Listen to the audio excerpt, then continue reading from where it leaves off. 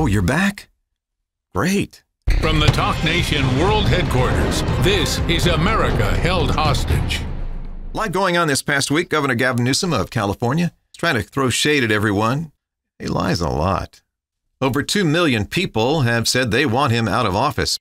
Gavin Newsom says it's white supremacists that are causing the ruckus.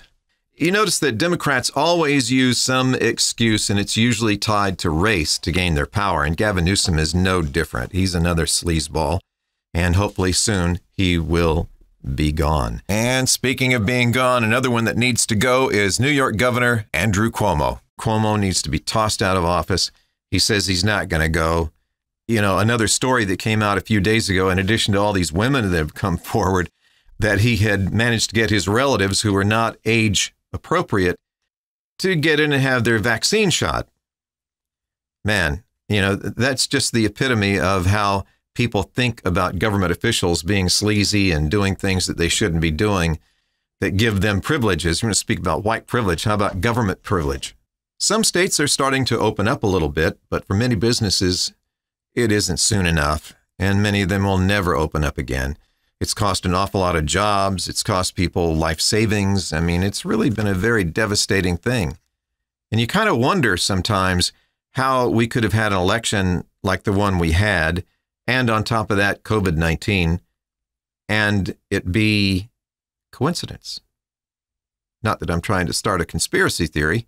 Up in San Francisco, in this crazy state we call California, which used to be a good place to live, the mayor of Oakland is giving $500 to certain families of color. I've got color.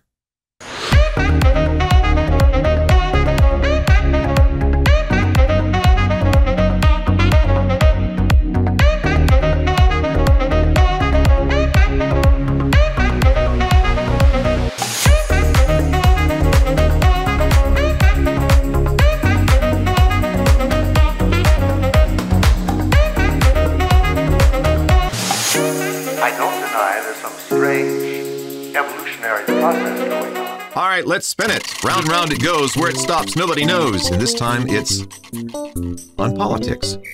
And this time the heavy wheel ends up on the head of Alejandro Mayorkas, who's the head of Homeland Security, and he is an idiot.